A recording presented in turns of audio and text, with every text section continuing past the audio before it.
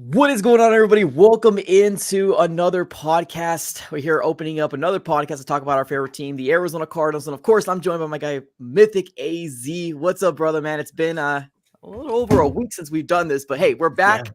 How you been, man? It's been nice. The Cardinals, not much going on. So we've kind of just taken a couple podcasts off because there's really nothing to discuss. It's been, a Friday and a Wednesday? Yeah. Yeah. So sorry about that, y'all, but we're finally back, feeling good. How are you feeling? Good, man. Good. Honestly, I spent Sunday watching a lot of football. Because obviously I'm a big football fanatic, so there's a lot of games that I was very intrigued with, and just because the Cardinals aren't in it, I'm still all about football. So I consume myself with a lot of football and a lot of family time, which was really, really good and much deserved. So let's see, man. The Cardinals are going to be starting off this week here in a division rival against the 49ers. So we'll dive into that a little later on, just kind of sprinkling it. But we're mostly going to talk about today draft implications, right? And what happened in the NFL, right? Because right now, obviously, the Arizona Cardinals hold 2 first-round picks, and that's exactly what we want to talk about. Is Marvin Harrison Jr. going to be there, right? Because we saw the Bears just win. So there's a lot to dive into today, and obviously has to do with this last week in week 14 of the NFL. So let's get started, shall we? Let's talk about this last week. A couple good things happened. The Texans ended up losing, which is huge for us, because anytime the Texans lose, we celebrate as Cardinal fans. And if you're wondering like, oh, why? This is the reason why, because the Texans has our first pick, or vice versa, right? We own their first round pick. So right now we're sitting at 15. And then for our pick, it's going to be the 3rd overall spot in the NFL draft. So whenever they lose, it's a good thing for the Arizona Cardinals. And then the Bears ended up winning as well, which means, I guess good or bad, I guess depending on how you look at it. But a couple things I took away. Carolina is bad. They're probably the worst team in the NFL. They're bad. Bryce Young is not looking so great. And I'm starting to actually feel bad for the Carolina Panthers because they gave up so much for him. And not only that, the New England Patriots ended up winning as well. So that kind of helped on Thursday. So, man, what are your thoughts on, I guess, these games that we've talked about just in general? So there's a couple things. Patriots obviously winning on Thursday was fantastic for us. That was monumental. Ugly game on Thursday. Thursday night football seems to be very ugly. And, we'll take that. And then the Houston Texans got obliterated. Let's hope this is something that continues for the rest of the year. Tank Dell's out. CJ Stroud just went down. Like, I'm not wishing for injuries or anything, but it's nice because as a Cardinals fan, we hold that pick. So when the Texans lose, especially in a 30-6 fashion, it's a great sign for the rest of the season. Now, only if we could have beat them, right? But we're looking pretty good, right? Cardinals slotted at 3 right now. I don't know how the tiebreaker works between us and New England, but we have a legit shot to get to 2. And I think if we fall at 3, like, obviously things aren't going to be the worst for us. Right. But number 2 secures someone a lot of people within the fan base seems to want, and that's Marvin Harrison Jr.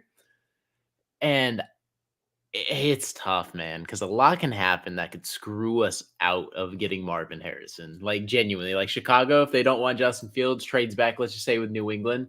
Just a nice swap. We talked about this. We talked about this. I mentioned it, and you're like, wow, I didn't even think of that. And it like hit me too, like on that podcast. Like, Chicago really could trade down to 2 like they did a couple years prior. Obviously, I don't think it was for number 2, but they traded the number 1 overall pick, swap it with the Patriots, get some more assets, let them get Caleb Williams on a trade up.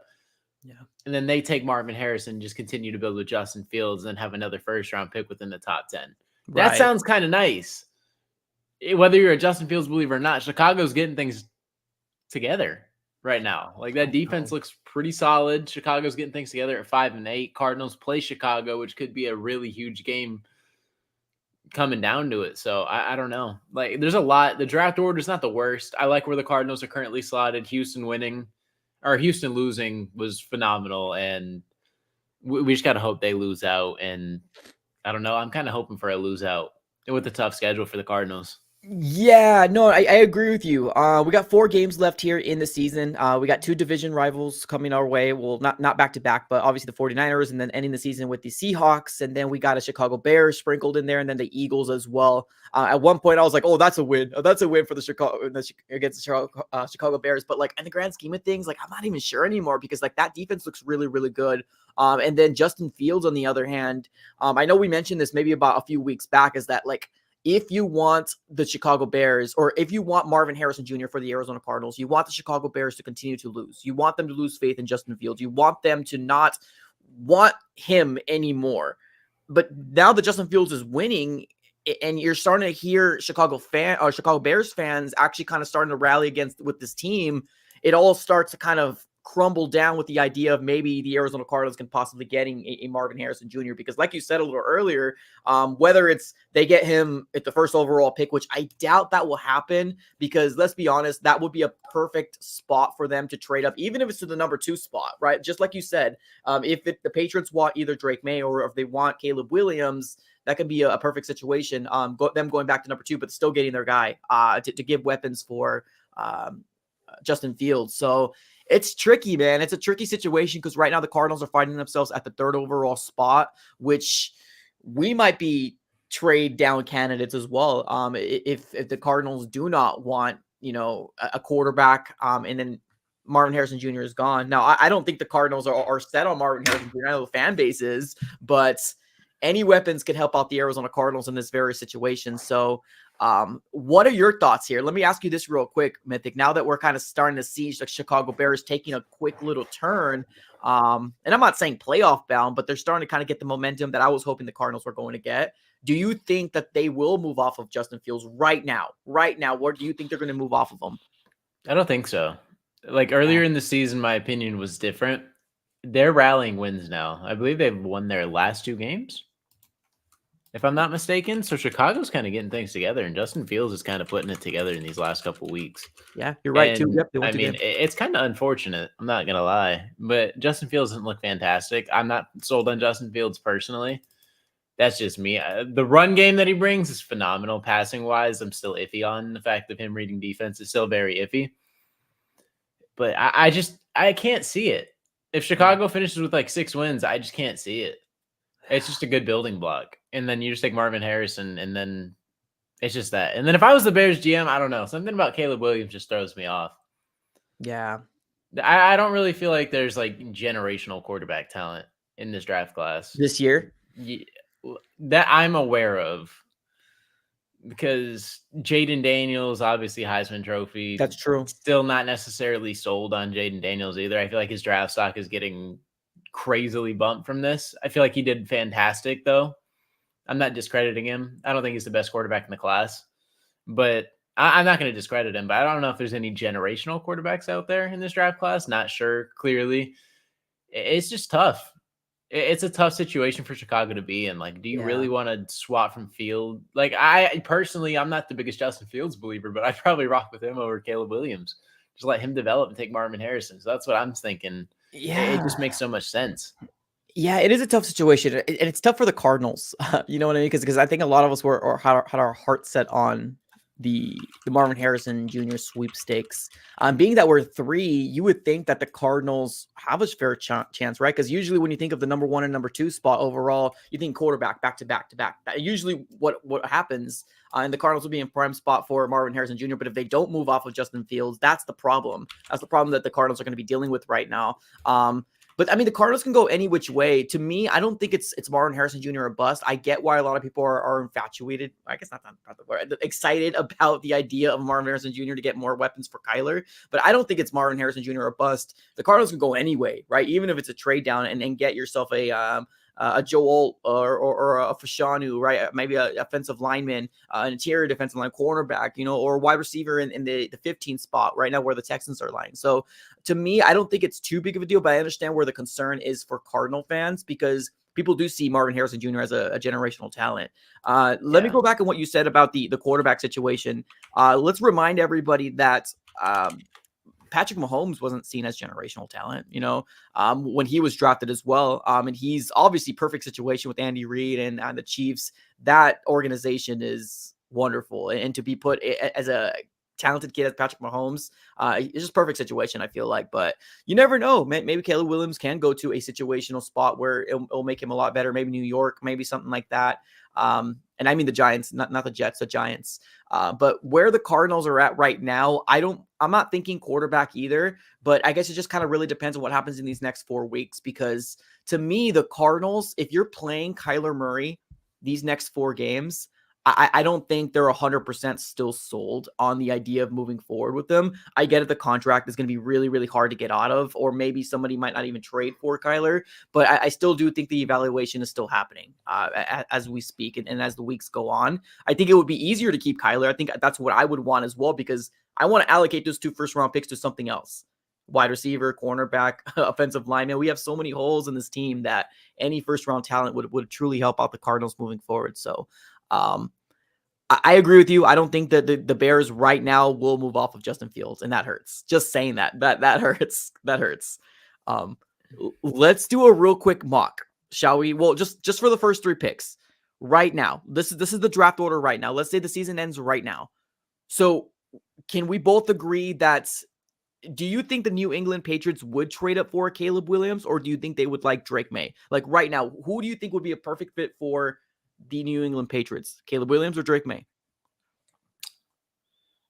Ooh. I don't know why it's so hard for me to envision Caleb Williams and I Bill agree. Belichick together. I agree. I feel like Caleb Williams, like, I'm not even like, it feels like I'm just crapping on Caleb Williams every single time, which I mean, it's my opinion, Yeah, it's fair. right? So, whatever. But Caleb Williams and Bill Belichick are just so different. Yep. Bill Belichick is this old school minded, we're going to do it this way, and that's how it's going to be, and we're going to win football this way. Caleb Williams' ego and Caleb Williams' just persona as a player is through the roof. Yeah. I can't see him buying into Patriot culture. And that's just Yeah. me personally, but I don't think the Patriots trade up for Drake May. If they want Drake May, they stay at 2. Right? Because there's no way someone goes up and trades number 1 for Drake May. And if they do, then I mean, Patriots just trade out of that, I guess. But it's tough. I just can't see him with Caleb Williams. Yeah. And then also, I'm going to throw a wild card team out here. What about the Washington Commanders? What, to trade up? To trade up. Yeah, I mean that can be that or the Giants. That are the Giants. I mean, or the Raiders. Oh yeah, or the Raiders. It's hard for me to see the Giants because they just paid Daniel Jones. True. And it's hard to move off that contract. And it is 1 year of him being paid. True. And then he's injured as well, so that's like unmovable. True. So the 2 teams that I think are very realistic, outside of New England, obviously, because New England makes sense as well, would be the Washington Commanders and the Raiders. Because the Raiders were supposedly in the CJ Stroud sweepstakes from the reports. And then Josh Daniels wanted a veteran like Jimmy Garoppolo. And that's who they got. And then obviously Josh McDaniels got canned. So maybe they go quarterback this time, right? They have DC4 Part 2 over there. It's not looking fantastic. They have a record of 5-8.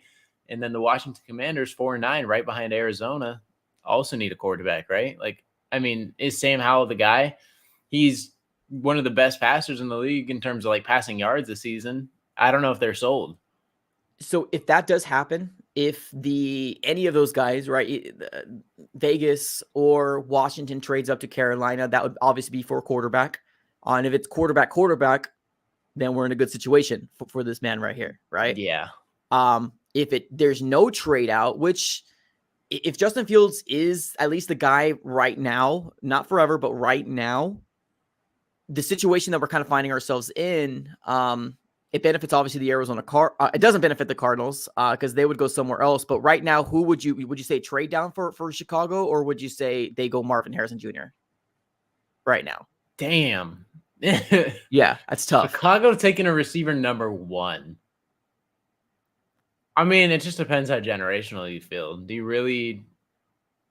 you think Marvin Harrison's going to change the organization that much for Chicago? I mean, he really might. If they believe he's that generational and there's no trade back with New England, you're probably not going to get Marvin Harrison, right? Yeah. And so you're in a position where it's like Chicago would love to have that number 2, but like the number 1's not bad either, right? Like number 1, you can orchestrate whatever you want, and there's no difference. Yeah. So, and when was the last time a receiver went number 1? Yeah, it hasn't happened in a very, very long time. So has it ever happened? I'm pretty sure it hit. I'm pretty sure it has. I just can't think of it on the top of my head, but not recently though. Like not recently, and I mean within the last like 5, 6, 7. I don't think it's happened in like the last 15. Yeah. Right? Because Calvin Johnson didn't even go number one. Yeah. Larry Fitzgerald didn't go number one. Nope. Like these people haven't gone. I don't know. So I Julio don't didn't even. know. Yeah. Yeah, Julio didn't go number one. Mm-mm. These prospects were huge coming out of college.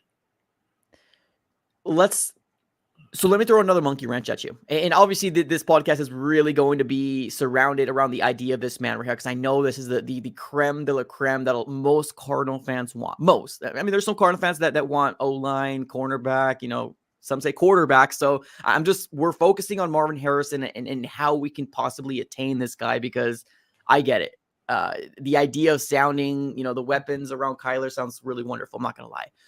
Let me throw another monkey wrench at you. There was a report or a story that kind of went through out there. Now, please also keep in mind, disclaimer, that the idea of this is the time because this is the time where draft prospects either say you're going into the NFL draft or it's a mystery, right? Because right now, Marvin Harrison Jr. hasn't actually declared for the NFL draft, but there was a story out there saying that, hey, maybe Marvin Harrison will stay with Ohio State. And here's the reason why. Because the NIL money, I think he is projected to make $25 million if he stays at Ohio State. Now, I'm not saying he's going to. I'm not saying the report saying he's going to. It's just throwing that out there of him possibly being a guy that can choose to stay with Ohio State, because obviously he hasn't declared, so a lot of stories are being put out there. He can possibly get $25 million or up to $25 million in NIL money.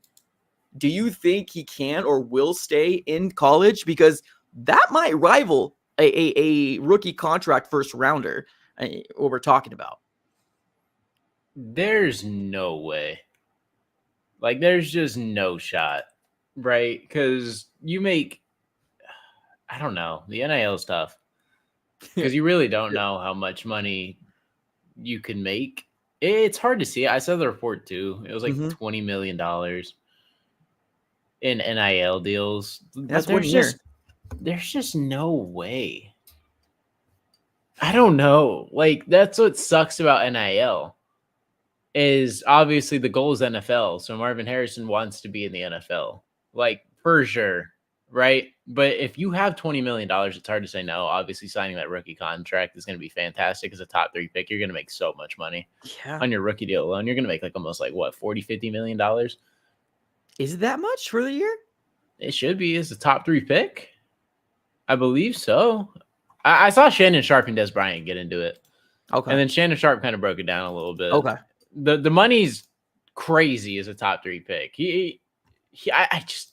I don't know. It's hard for me to see him not being a top 3. Even top 5 is crazy. True.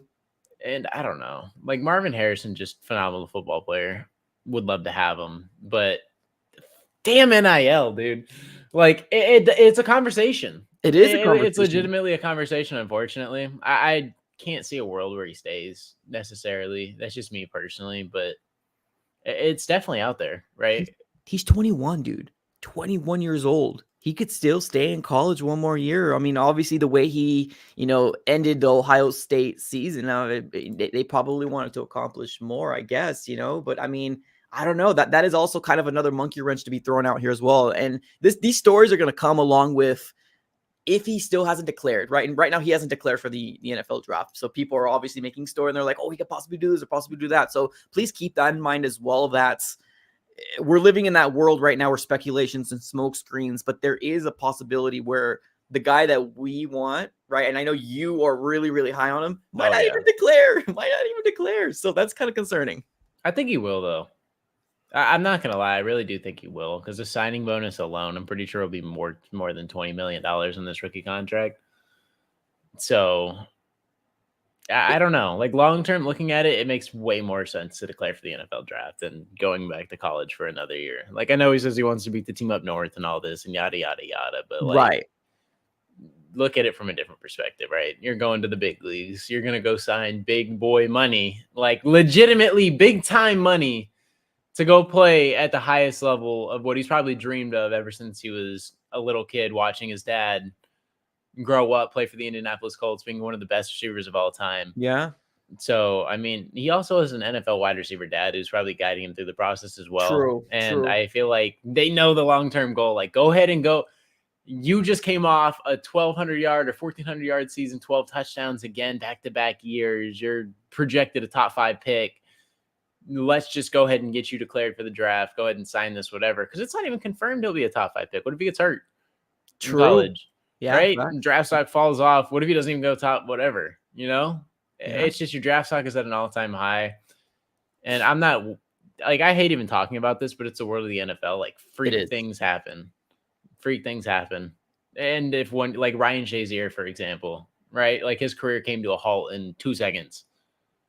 Yeah. 2 seconds. So you Well, kind even of if just got to set yourself up when you can. Just from a business perspective or whatever, go set yourself up when you can. Like, obviously $20 million is fantastic, but if you can declare for the draft, be a top 5 pick, and just set yourself up for the rest of your life making $50 million. Even as something as recent as Jalen Carter. Jalen Carter last year was projected to be top 5. He fell out of the top 10. Fell out of he wasn't 11. I think he fell to like 8, right? Oh, was it 8? Oh, I thought he was more than that. I'm probably thinking of somebody else. But even then, I mean, he was projected to be top 5 as well. But obviously, with that thing that ended up happening, kind of hurt his draft stock. And I don't know. I know I'm not saying Marvin Harrison Jr. is that guy. Probably with the NFL or former NFL wide receiver dad, he would be a lot more, I don't know, set up for success because of the experience of what his dad brings. But you never know. You're right. Injuries could happen. He might not have a good year next year. And it all just kind of really depends on the play of the quarterback as well. So we'll see. We'll see what happens. Let's get to this contribution here with from No F's Given. He says, correct me if I'm wrong, but can players deny a team? Technically. Yeah. Eli Manning did it. Yeah, true. I think there is a way. Like if you have the means, there is ways to do so, right? You can turn off a team by doing anything, or just tell them you're not going to play for them, right? Especially if they draft you. You technically can. The NFL is not supposed to be set up for that, but like we've seen situations that has happened. So. I mean, it happens in the NBA too. Tyrese Halliburton did it. Yeah. He told the Cleveland Cavaliers and another team not to take him. Eli Manning told the Chargers not to take him. True. Like, it happens. It's not like a common reoccurrence, though. Like, I really feel like as a player, like, unless you're like Caleb Williams this year, where he just like stated, or his dad stated, like, I don't want to go to certain teams. We're going to wait this thing out and see who gets the first overall pick. Like, right. I don't believe you. Like, no matter what happens, you might be upset that he landed in Chicago, but you're going to declare him and you're going to sign whatever the heck is in front of you because it's the smartest thing to do. And regardless of the situation, right? Like, that's what I don't understand, like, about this whole new generation. And I get it. I'm 22. So it's like, this is my generation. It is your but like, just growing up and just like watching this, like, why don't you want to go like lead a team from poverty? Like, I get it from a quarterback perspective. You don't want to get hurt and banged up or whatever in your career. You want longevity. Like, we've seen people like Andrew Luck and like all these people with bad offensive lines get banged up early, and it's tough. Joe Burrow is kind of experiencing that right now. Seems like he's going down all the time. Yeah. But Joe Burrow didn't hide from anything, right? Joe Burrow went to Cincinnati and has completely rebuilt that team and been a staple point for them. They finally have a franchise quarterback, and the Cincinnati Bengals have been poverty forever. Yeah. So that's what I don't really understand, is like why there's no need or want to go be like, I don't even know, like, what's a bad team? Like the Raiders, right? Like, why don't you want to go to the Raiders and just completely change everything and then have everybody rally behind you? Like, you legit have a chance to be the face, like the face of an organization, of a fan base that hasn't had something in a long, long time. Or you have the chance to go ahead and be Washington, New England. Obviously, New England's going to be a lot harder because of the history and everything and all the success that they've had. So their standards are a lot higher. But like these poverty teams that normally get the number 1 overall picks, like, why are they shying away from it nowadays? It really feels like they're shying away from it. Yeah, no, I could see that. I definitely see where it comes from. Obviously, I think the dad should have stayed quiet and not say anything, but he definitely kind of comes off of was that LeVar Ball type of dad that's very, very involved and just very like pro his kid, which is cool, right? But there's also a difference between like being very supportive of your kid and then being very, very like cockiness to the point where you're like, come on, like we're talking about a multi-billion-dollar corporation here, and you're being, pick and choosy about it. Stingy. Like that's really weird. Because LeVar is not out here. He was always like the thing with LeVar that I'll always respect, right? Is he was pushing a brand, and then on top of that, he was pushing his sons. Yeah, And he wasn't really pushing himself as much as he was pushing his sons. Like obviously, his personality and everything grew, and he was super vocal or whatever, had the platform or whatever, and he grew as a person just from whatever. So his platform skyrocketed, and they gave him the platform, right? true. He knew what to do. That's the thing. He knew what to do to get his sons to the top. And Lonzo Ball was a top, 3 pick. So, I mean, it worked. LaMelo Ball, top 2 pick. LiAngelo, Yeah, obviously, if he didn't mess up and have that shoplifting thing, would probably be up there too. yeah, Caleb no, Williams' true. dad has only come out and Yeah. really say, you know what? He's just not going to a team. We're going to wait this out and see. Right. Right. He might not even declare. Like, why are you being stingy? Yeah, no, I agree. I agree. Like, you're not even the one playing, and then you're being stingy for your kid who's in college right now, trying to figure everything out, trying to navigate whatever. And just he came off a good statistical season, but obviously didn't get the wins he wanted. Yeah, So 100%. it's rough for him, right? Like I get that part too. Like it sucks. You don't want to lose. Like that part I understand. The competitive spirit is absolutely there. You don't want to lose football games. Yeah. And it sucked for him this year. It But does. No, it does. why would the dad just come out here and keep it's like he's like talking for him, and it's tough when you have like the That's internal, like whatever, and yeah.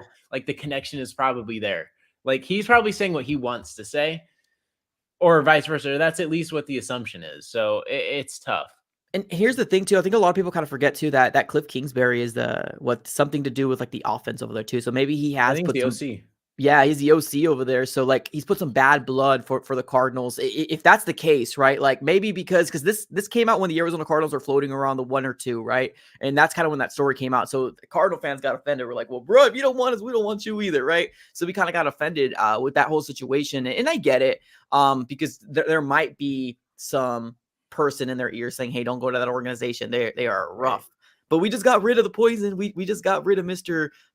Steve Keim already. We all kind of felt like that was the main catalyst of, why we've been sucking. Oh, but I mean, we got to give Steve Keim credit to where he is the most winningest GM for the Cardinals, but that's great, But look, we got to elevate from that, right? We can't just stay with what's happening. Good for him and doing what he's done and making us to the level of at least being, I guess, better than what we used to, because the Cardinals have always been not very good. Yeah. So good for that. But like, we needed to move off. Like drafting, he sucked at. Free agency, he sucked at. The trades were cool. Like those were flashy. Those were nice. But in the grand scheme of things, the culture was bad. The internal jargon, everything that was going on internally seemed to be poisonous. And we needed to move off. I think that was the grand scheme of things. So to me, I'm still going to stand right here and say, I do want Kyler to be the guy, because it would make more sense to go with those 2 first-round picks. But anything can happen in these next 4 weeks. We'll see what the Cardinals choose and decide to do. We don't know who's going to be declaring for the draft. We've heard some people here and there, but not these big names. That's going to be top 3 right now. So we'll see. All I know is I don't want Drake May. That's one thing I do know. I do not want Drake May. No. I just don't want a quarterback. Like I really don't. I feel like the evaluation process, like you said, it could still be going on. Mm-hmm. It's kind of tough to I don't know, at least for me personally, it's tough for me to like sit here and look at what Kyler's done in 4 games and see the improvement in terms of footwork, like reads, just progressions, just everything, and just assume he's not going to get better. Obviously, these next 4 games, you want to see what he has, because Right. these are going to be tough games with no talent around you. So I don't know. And then Hollywood Brown seems to just be non-existent, so it's tough for Kyler. But there's really nothing out there. Hollywood Brown is just not like, think about that for real though. Like Hollywood Brown has been non-existent with that heel No, that's injury, true. and then Michael Wilson's out, so your number 1 receiver is Greg Dortch and Rondale Moore, and then you have Trey McBride, obviously, who's been fantastic all season long. But he's like legitimately the only target, like in terms of passing. Yeah. So I don't know. I really don't know. But these next Yeah. couple games are going to be definitely telling. But I feel like, at least for me personally, it's solidified. So no QB at all, even regardless of what happens. No. Okay. I don't think so. Okay. That's fair. I'm still not 100% there. Right now with where we're at, leaving week 14, I would rather allocate those picks somewhere else. But I'm having a hard time thinking that the Cardinals won't even consider it. Like if they do land in the number 2 spot or the number 1 spot. I don't think that the Cardinals are gonna land in the number 1 spot. Man, the Panthers are bad. They are Yeah. terrible. They are god awful. Patriots, they won. Maybe we might sneak into the number 2 spot. So we'll have to kind of wait and see what happens there. So all right. A lot of things happened in week 14 to kind of help out the Cardinals, but also didn't help out the Cardinals at the same time. So we'll have to kind of wait and see how it all shakes out. We got 4 more weeks. We got the 49ers coming up our way. I guess somebody in the chat says, agreed, def keep K1. And then we also have polarizing comments too. Yeah. So, I mean, that's the Cardinals fan base. So, It is. Yeah.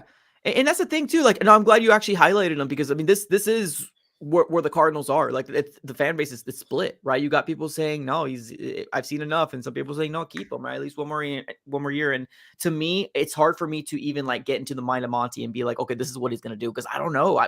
It's all guessing games at this very moment. That's why I still think it's evaluation time for the Cardinals. So do you want to see anything from Kyler in these next 4 games or like, what do you want to see from Kyler, you personally? Dang. I don't know what to expect, which is the tough part with Kyler, right? Because what is a fair expectation to have playing against Chicago, Philly, San Fran this week, and then Seattle? Those are tough games. I guess it depends on the health of the people around him. So I guess it'll be week to week. But I just want to see Kyler Murray go out there and kind of just lead this team. And obviously just like try his best. Just don't give up on the team. Just keep going out there. Just keep balling out. Just keep trying to perform. And then I don't know. Wins are not even in your mind, right? Not necessarily. Maybe if you can, I don't even know if I want to win one. Like that's the tough part. Like I just want to see competitiveness from Kyler, like genuinely, whether it's rally or whatever it is around the team or whatever. I just want to see Kyler fired up and just trying to get people involved. And I just want him to just keep what we've seen from the past 4 games. The leadership has been phenomenal from Kyler in my eyes in the past 4 games. He's taking accountability. He's coming in here and he's leading this team to wins, came in a game-winning drive. It seems like the team rallies around him. As soon as he came back, everybody was excited. Right. Even the star players on the team, which speaks volumes to me. I mean, clearly a captain for a reason. Jonathan Gannon loves him. I mean, we saw Kyler Murray and Jonathan Gannon looking at each other after that touchdown against Houston, the first bomb or whatever, and they were pumped.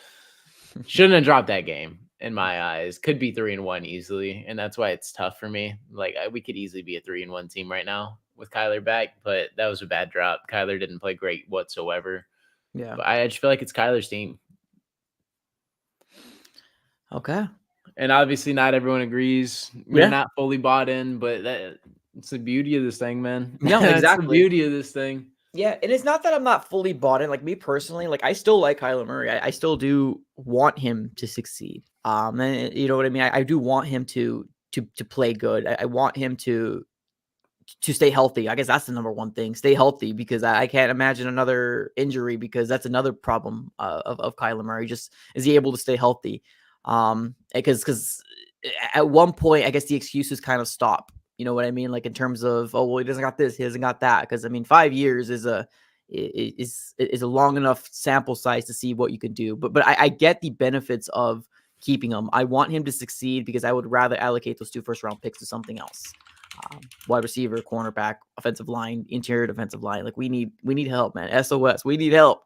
We need help in all senses of the imagination. Like the Cardinals are stripped down to the studs. They need to get better. So we'll see. I know this year's free agency. We're going to have a lot of money to spend. I hope they spend it wisely. And we're going to have a lot of draft capital as well. So I hope that works out for the Cardinals as well. So we'll see. We'll see what happens there.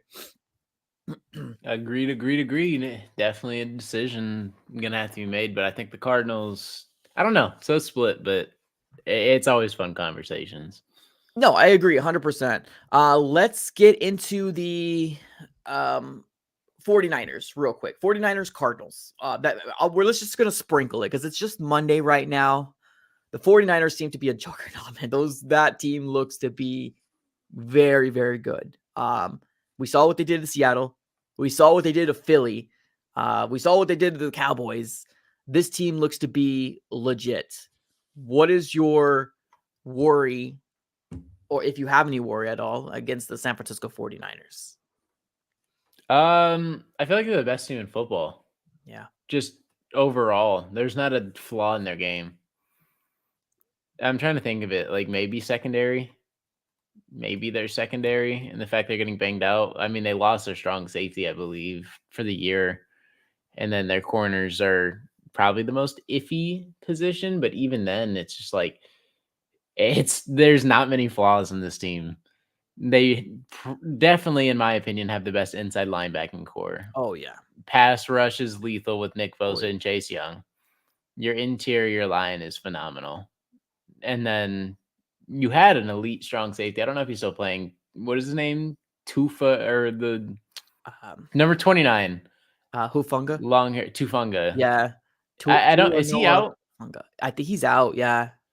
So I believe he's out, but he was balling out. And then you Yeah. flip it to offense, and it's just like it feels like there's no flaw in offense, right? The offensive line is the Yeah. top 5 in the league It's with the best crazy. left tackle, one of the best left tackles of all time.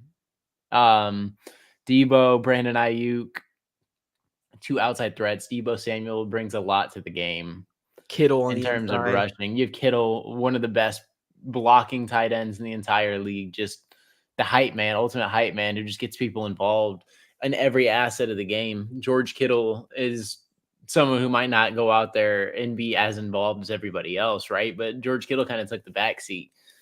I promise you, George Kittle's fine with that. He'll go do the dirty Yeah, work. He just wants to win. George Kittle doesn't exactly. care. He will 2 for 22 or 1 for 12. And guess what? If they win, smile on his face, he'll pancake you to the ground and laugh about it. And then that's what it is. Like, George Kittle, just phenomenal tight end. One of the greatest ever, too, which is crazy because we have 2 of the greatest tight ends playing of all time, top 10s of all time playing in the league right now. And Yeah. then just like Brock Purdy, in my eyes, is elite this season. Whether people want to say he's surrounded with talent or not, do we really think every quarterback can just come in here and it's just like such a system thing? Like, he still has to make the reads, he still makes the progressions or whatever. Like, I don't know. Like, Brock Purdy gets a lot of hate, but at the same time, like, I'm not saying he's the greatest quarterback in the league, but like, he's looked pretty dang good. Yeah, he's done enough. And then Christian McCaffrey. Can't speak enough about this man right here. Christian McCaffrey is just so phenomenal. He's There's not from a single flaw in McCaffrey's game. Not a single Wow. one. Reads holes perfectly. Christian McCaffrey busted one for 73 yards yesterday, I Yep. believe, on the opening Wild. play. Opening play. Christian Wild. McCaffrey just takes it, goes left, and you just see the change of direction, instantly back right. Just zoomed, gone. No one's catching him, right? Almost scored first opening play. And McCaffrey also out of the backfield just presents so much. Like, as a route runner, Christian McCaffrey is up there with some of the like top receivers. Like, McCaffrey's route running is pretty elite. And the fact he's coming out of the backfield, and you have Debo Samuel as well, who can go in the backfield as well and do similar things. Obviously not the same, like Debo Samuel, completely different player, but I don't know, man. Like, Yeah. there's a lot of things that Christian McCaffrey brings to the game, and that's why the offense is so special. Is Christian McCaffrey. Like, Yeah. Christian McCaffrey just holsters it together, and he stays healthy. That was one of the things, is if the 49ers stay healthy, I said this like week 2. If the 49ers stay healthy, I can't see any team beating them this year. I That's a have tough the team. 49ers winning the Super Bowl if they stay healthy. Obviously, they lost their strong safety, but I just don't feel like it's enough, right? Like, if Their defense is still really good, if though. they're 95% healthy and they have all their best players or like all their top end talent, it's tough. Like, it really is. Philadelphia seems like they're taking a hit. Yeah. Jalen Hurts just can't get it right with that injury. The knee injury is clearly messing him up a little bit. He's not fully healthy. The passes, he doesn't seem confident. He doesn't seem like he's stepping up into the pocket. He doesn't seem like he wants to take off. Like, Right. Jalen Hurts in this Philadelphia team, the secondary on the Philadelphia, it feels like they miss Jonathan Gannon. Philadelphia Eagles fans are crying on Twitter. Are they? They're coping. They're coping in the offseason saying Jonathan Gannon like sucks. Basically, like, just take him. We don't want him anyways. We're fine. We have all this talent. Well, the Seems like reason they why need they blame him for the Super Bowl loss, that's why they blame him yeah. for the Super. They wanted to blame somebody, and it's Jonathan Gannon. And so far, I feel like what Jonathan Gannon's done. I mean, obviously the record doesn't, not the best, and I'm fully aware of that. But like, I guess I do feel like there's a culture change, and I get it. It's just year one, right? But I mean, like, what else do we have? We're Cardinal fans. What else do we have, right? I mean, we got to hold on to hope. We got to hold on to. We're hoping that this guy can be the coach for the future. We want the stability like your Kyle Shanahan. We want the stability like your Pete Carroll, Sean McVay. Like we have a NFC West mythic. We have an NFC West that has had their coaches stay the same through our coaching carousel. Like it's freaking wild. Like we've been through Wilkes, we've been through Cliff. maybe even BA. I don't know when was Sean McVay hired or McVay, I believe, was what, 2016? so yeah, I gotta look at the years. You might be right, but like we've gone through like what 4 different coaches already. Like we just can't find the dude. Cliff's been there for 4 years, and we got JG seems to be kind of trending in the right direction. Steve Wilkes is a one and done guy, so it's like we so badly want to hold on to this hope, and that's all kind of what we have right now. So let us have the hope. Let us have it. Right. Yeah, 49ers are tough, man. I don't think any Cardinal fan is seriously thinking that the Cardinals are going to win this game. I think what we're just hoping and praying that we stay competitive. But it's really hard to say stay competitive when we're seeing the 49ers obliterate playoff teams, right? Like your Seahawks, Eagles, Cowboys. And then here comes us, 3-win team. You know what I mean? Right. 3-win team. They're trying to hold up against this juggernaut of a team. So it's going to be tough. This stretch is going to be tough. I'm not going to lie, but ending this 4 games with at one point, I thought the Bears were going to be an easy win. Not anymore. This team looks like to kind of figure it out, especially on the defensive side of the ball. And defenses usually win games for you, especially if your Yeah. offense can get it right. So, Quick question. Yep, go ahead. I super off guard, but it's way too early to do anything. And I mean, we're already hopping on the draft bandwagon because why not, right? Yep. Huh? Who do you, way too early, obviously, but what is your Super Bowl prediction? What 2 teams are going and who do you have winning it? Ooh. And I want people in chat to go ahead and leave their Super Bowl predictions as well. Okay. Let me think on the AFC because 49ers are my NFC. That's Agreed. Yeah, that team looks well stacked. And it sucks as they're in the NFC West. And it makes me throw up every time I say that. But yeah, so the 49ers for the NFC. The AFC, I want to say the Ravens. I want to see the Ravens in there. Like it makes me happy when the Chiefs lose, and it made me happy that Patrick Mahomes was getting all this, throwing a BF, on just talking about terrible. Yeah, welcome to everybody else. Everybody else in this damn league that had to go through these penalties, killer penalties against your darn team, right? Like, Yeah.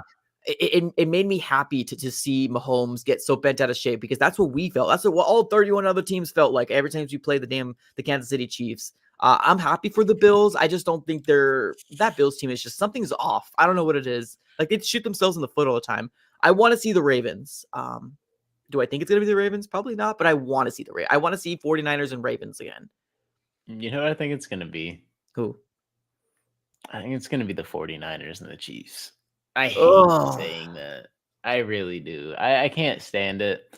It's just hard for me to not see the Chiefs in there. Yeah, I agree with for you. some reason. And I don't like saying that because the Chiefs don't even look good this year. They don't. But they have Taylor Swift on their side. And all the money that can be generated from whatever. It's like the Lakers winning the in-season tournament. That is right? so. Oh my god, dude, that's like so. LeBron has been so vocal on wanting to own a team in Vegas, right? And this is what I'm saying. It's like a business. Like you can say it's not rigged, but LeBron's vocally stated, even Tyrese Halliburton addressed it. He said, there's a guy over there who wants to own a team here, right? So he wants to own a team here. He wins the first in-season tournament where? In Vegas. So when he retires or whatever, it's just generating like all this like Hype. traction and hype to like get a team for LeBron here. It's hard to not look at that and like, well, who would have thought, right? Like who would have saw that coming out of every team? And now you have like all this stuff going on as well. for That's Kansas one City. thing that, like, I think that's one of the main reasons why football is one of my most favorite sport, because although I do know that there is collusion that happens within NFL, but it's just so blatant obvious in the NBA. Like, it's so obvious to the point that it makes me throw up. The officiating in the NBA is god awful. And I love MLB, I love baseball, but you can't sit here and tell me that, like, they're gonna be rolling with this big payroll and nobody else can afford a Shohei Otani, like the biggest guy out there. And then obviously the Dodgers get him all the time. The Dodgers. It just makes me sick to my stomach. And that's one thing that I feel like the NFL kind of got right, where at least we feel like we have some chance, right? We have some sort of glimmer of chance because the salary cap. But with the NBA, you have these big star-studded names, like your LeBron James, and it literally felt like that in season tournament. I didn't watch it. The moment that the Suns were out of it, I was like, this is like that. The officiating was god awful. Like, it's hard for me to sit here and support what we've seen. And not only that, the MLB just doing that for LA again, like it just annoys the living heck out of me. So that's why football is my favorite sport out there, because it gives me a little hope. It gives me a little chance of we're seeing different teams, small market teams, kind of come up and down. But like the Cardinals aren't there because we shoot ourselves in the foot. Like we do, right? These free agency pickups that are doing very well in other teams. A lot of those guys I wanted on our team, right? Now, whether we couldn't afford it or Steve Keim wasn't looking that way, that's our fault. Like, that's our fault for not getting those guys. But obviously there's been some guys that I wanted that hasn't panned out either. So like that, I'll take that on the chin. But like NFL to me, it gives me a little hope, just a small little, at least more than the rest of the damn leagues. Yeah, the one chance I thought we had with the Suns obviously just didn't go well. Don't want to talk about it. Don't want to talk about Yeah, it. If you guys know, you know, 2-0. it's But rough, man. It's it's rough. it's really tough being a fan of just Arizona sports because like as much as you want to say we're a big market team, like we should be a big market team, right? Like we're in Arizona, big, nice state, great weather. Like Top you would five feel top population. 5 population. Like you would think you'd be like a big market team, but we're really not. We're not looked at as like one of those teams where just everyone wants to come play for us. It's a retirement home. But Like that's what I want to change. That's why I so badly want this organization. And I know they can fix it. And I think that's my old foolishness, right? I think they can fix it, right? Like yeah, that's all I know, and I get that. That's on me. But like we also do have a lot of transplants too. We got a lot of snowbirds. We got a lot of people living here and soaking up our weather. Get out of here. And every time I go down the street, I see a different license plate. Illinois, what are you doing here? Get out of here. Go to your Chicago weather right now, because you can't be enjoying my weather right now. It annoys me. It does, especially being born and raised here in Phoenix, Arizona. You would hope that you would have some sort of allegiance to the Cardinals. And I get it. The Cardinals aren't the most sustainable. They're not the most flashiest. They're not but I mean, I guess that's why I've always been an underdog type of guy. My dad yeah, growing up wanted us to be Cowboy fans. Never stepped a foot in Dallas in his life. Never did. But it's because yeah. America's team. But no, I was like, no, I'm going to be a Cardinals fan because that's Arizona. Damn me. Right. Like I chose this life. I Like chose this. I chose this life at 6 years old, and I've been rocking with it ever since. And I can't go back. I don't have it in me. I Yeah. really don't have it in me to like, as much as I want to just be like, damn, I wish I was just a fan of like some other team, like Yeah. right, like just anything else. Like I Yeah. can't. I don't have it in me. And I know the Cardinals and the Suns suck, but like shout out to the Diamondbacks for making the World Series. Hell yeah. Obviously, even making it Hell to the yeah. World Series will take traction to Arizona, And right? not Not only even the that, biggest too. baseball fan, but I also want to give a shout out to this man, Devin Ooh. Booker, for just changing. It feels like he changed a lot for just Arizona in general. Like obviously, no one wants to play for the Suns, and he wanted to be here. He said, "I want the super team to come to me." Now we have names like Kevin Durant and Bradley Beal in Phoenix. Yeah. That generates a lot of traction as well. The Diamondbacks just made a trade too the other day. I don't know who it was for personally, so you know more than I do. Yeah. Yeah, Eugenio Suarez. Yeah. we made a trade and people love that. So I mean, there's just a lot of things in Arizona that are trending nice. And then the Cardinals are obviously building too. We have a big name in Kyler. Buda Baker's out there. We just got to get another like bigger name. Like we used to have Larry Fitzgerald and Patrick Peterson. If we can get one of those big name people, like I don't know who it's going to be. Maybe it is Marvin Harrison, right? Like who knows? Like we just need that big guy, Yeah. like that big name where people are like they associate the Cardinals with them. Yeah. That was Larry, right? We have Devin It was Booker. Larry. We have Devin Booker. Now we have Corbin Carroll. It seems like Yeah. So we just need that guy. Is it Kyler? It could be Kyler, but like I don't know. We just need that guy, and I really do hope it is Kyler for the sake of whatever. It'd be nice to have a quarterback for a change as a Cardinals fan, Yeah. who everyone can rally around. But I don't know.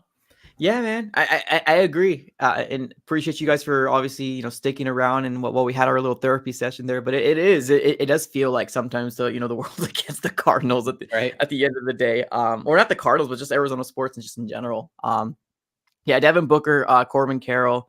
We're hoping Kyler's going to be the guy to elevate this team, and hopefully Super Bowl's the future. But we'll see. We'll decide what, or not we will, but Monty Austinport will decide the future and see what happens moving forward heading into 2024. But yeah, continuing to talk about here the Arizona Cardinals. I think we got about 5 or 6 more minutes. Let's take it to the chat, shall we? I saw somebody here mention something about part of is the local media, this and don't ask the hard questions to the management and giving players free passes. What are your thoughts on this in terms of like, do you feel like we do have a media team that does ask hard questions? I mean, granted, I'm not fully like invested in what media asks, but like, do you Yeah. think that is not holding them accountable? I don't know. I wouldn't say so. I don't really pay attention to Cardinals media like Yeah, that. I'm gonna keep it me real. neither. I kind of just do my own thing. Yeah. But I don't know. I feel like Michael Bidwell needs to get his ish together on multiple levels. Yeah. I feel like that's where it stems from is mismanagement. I feel like Michael Bidwell did make great hires, though, with Jonathan Gannon, Hope, Nick yeah. I hope. Rallis, Drew Petzing. I'm not necessarily sold on, but things look pretty decent. So, I mean, obviously it's first year, so I want to see a transition year into year two. But I like the hires. It's just I feel like Michael Bidwell. Yeah. A lot of people like within the organization or like players are like, "Wow, he has a plane." Like, "Wow, he flies us. He's a He's a pilot." he's Like a you player. always see that. So, like obviously you have that, and that's cool. But like just the stuff you hear, it's just like, why are we doing that? It's kind of like the Sarver thing. But like Sarver was something else times whatever. Like he had a goat in someone's office and they took a dookie. Like Yeah. Robert Sarver or something. Michael Bidwell has a lot of stuff coming out about him, especially the past 2 years. Yeah. So Hopefully that's the hopefully he sells. We'll see. But like I know a lot of people want him to sell, but like realistically, like who's got like who wants to get the Cardinals? Like I mean, like oh maybe I mean you never know. I mean Matt Ishbia came in and like I feel like changed the idea of like I don't care, right? I'll get who I think is going to win this, and that's a good feeling as a Suns fan or as Arizona sports in general, like an owner that's going to back you. And I don't feel like Cardinal fans fully believe that Michael Bidwell is truly wanting to win, other than just like obviously this is a business, right?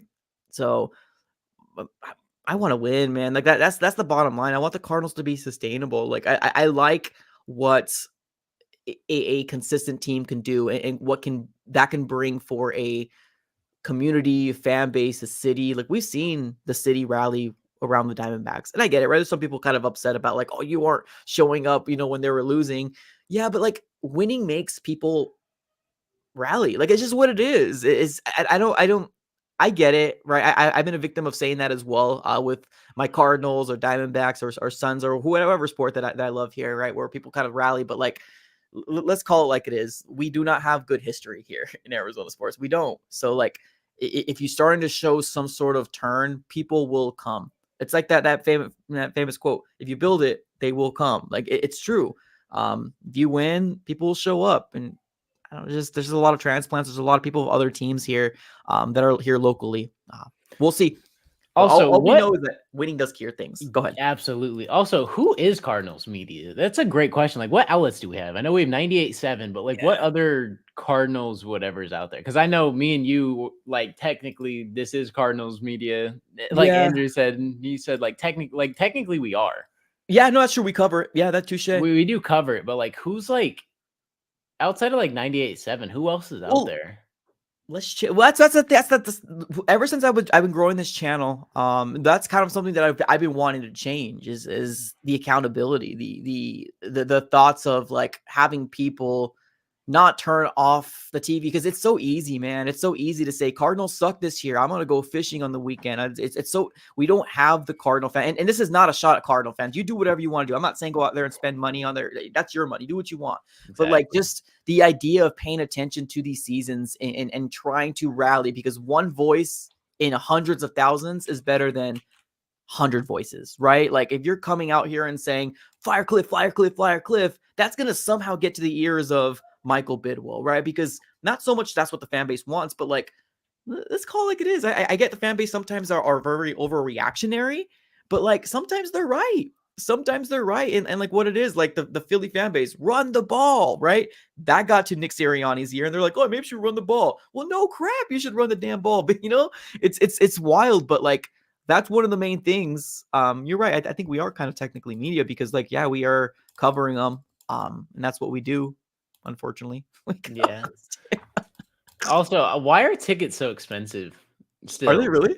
I'm pretty sure like tickets are like $188. Like That's the 49, wild. I feel like it's because it's the 49ers and That's 49ers probably fans sell why. out That's wherever probably they go. Their fan base is freaking ridiculous. 49ers fans travel really well. I've heard Oh yeah, it's gonna be that Philadelphia travels well, San Francisco travels well. Like you have teams that travel really well, and San Francisco's one of them. So, I don't know, but ticket prices are crazy. Like I feel like Michael Bidwell, obviously it's the NFL, you want to sell high. Like I get it. I get it. In reality, if you could sell every ticket for $700, you would do it in a heartbeat because it's a business. I get it. But like you suck. You're 3-10. Like if you lose this game, tickets need to go on sale for the last three. I'm pretty sure we have one home game outside of the San Fran game. I think we have one more. So it's like if you want a chance to even go see whatever, and ticket prices are this crazy, it sucks. Yeah. I don't believe this game is a 49ers home game. I think this is a Cardinals home game. I think you're 100% Vaz. correct.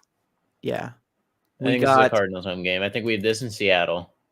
Oh At home. boy. We're gonna be playing in Philly. I just Philly. noticed that. We're playing in Philly. We're playing in Chicago. Well, I knew it was Chicago. I didn't know Philly. Yeah. And then we play in Arizona at Seattle, I believe, because I looked at it 2 days ago.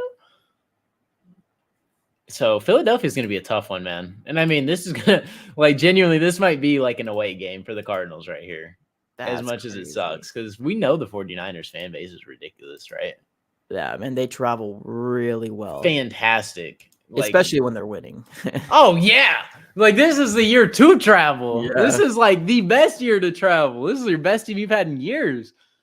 And they went to the Super Bowl like 4 years ago, which is crazy that it's been that long because it feels like just yesterday we watched the Chiefs and 49ers play in that Super Bowl and Jimmy Garoppolo sold them out of it. But yeah.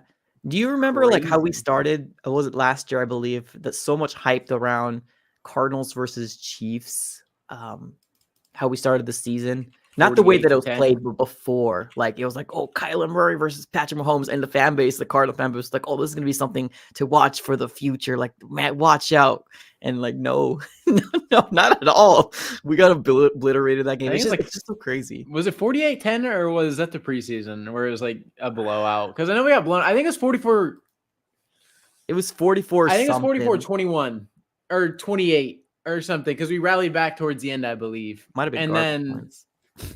Let me go ahead and look real quick. Yeah, look it up. Because I remember Patrick Mahomes had like 5 touchdowns. Dude, and then Kyler didn't even play bad, which is crazy. It's just there was no stopping Kansas City. Like they were just pouring it on. And it was a lot of garbage touchdowns. So Kyler didn't play fantastic. Yeah, we scored 14 points in the fourth quarter. So what was the end result though? 44-21. So we already had 7 points, not including the fourth quarter, which is most likely. Scored 14, 9, 14, and 7. They didn't have a quarter under 7 points. That's wild, bro. Tough. That is crazy. And then last year was just, I mean, we couldn't do anything. Like Cliff offense was horrible. Defense couldn't stop a freaking fly on anything. And that's why I don't blame the Cardinal fan base. And that's exactly. Exactly. So much hype to do something potentially, at least even stay competitive with the Chiefs. Like that could have changed that whole momentum of that whole season. I feel like it started, and I remember still making my reaction video to that. Like It got so I remember so many people saying it's just game one, it's just week one, Mike. Don't panic. It's only week one. Uh let's go back to Little the do days we where we had know. a little hope. Let's go. Like, let's go back to 2021. Right? That's bad. That's yeah. Oh no, that was a good start to the season. It's just man, that's it's rough, brother. It's rough. Man, But that we're here. 2021 season was just spectacular. It was like my first year on YouTube too, and we were just winning games, and it was like, wow, this is crazy. Yeah. And You're the like, this is next what it year, it's feels like to be like, a Cardinal fan. No. right, and then I'd never experienced this, and I'm out here like posting videos about it. It's like, wow, this is dope, right? Like, you got all these interactions with other fans and whatever, and we're actually winning games. Like, this isn't even normal. People are Nope. like actually respecting us. Like, what is life? And then Yeah. you have next year, and you're like, well, this is a little more like it. And then, yeah, now we got 4-13 and 3-10 in back-to-back years, and it's like this seems about right. This is about right. Welcome back to the bottom part, brothers and sisters. All right, cool. Let's go and close up shop. We have hit the hour mark, ladies and gentlemen. If you guys haven't smacked the like button, definitely do that. Huge favor for me right now. Smack it up. And if it's your first time here, subscribe it up. We did actually finally change the graphic here where this is going to be our schedule moving forward for the 2023 season. And we are also now streaming here on Apple Podcast, 10 a.m. And Friday 10 a.m. and then Wednesdays at 12 p.m. noon. We do kind of fluctuate as well, so make sure you have your post notification bell on as well on the channel. Subscribe it up if you did like the conversation, and hopefully we end the season off with a little bit of better taste in our mouth. So we'll see. All right, any last thoughts from you before we close up shop? I'm just ready to expedite the season, man, and get this draft going. So let's just see where we fall. Things are definitely churning upwards, but man, we got a long couple games ahead of us right here. So let's just see what happens. I agree. All right, y'all. Appreciate you guys for tuning in as always. Have a great rest of your day, and go Cards.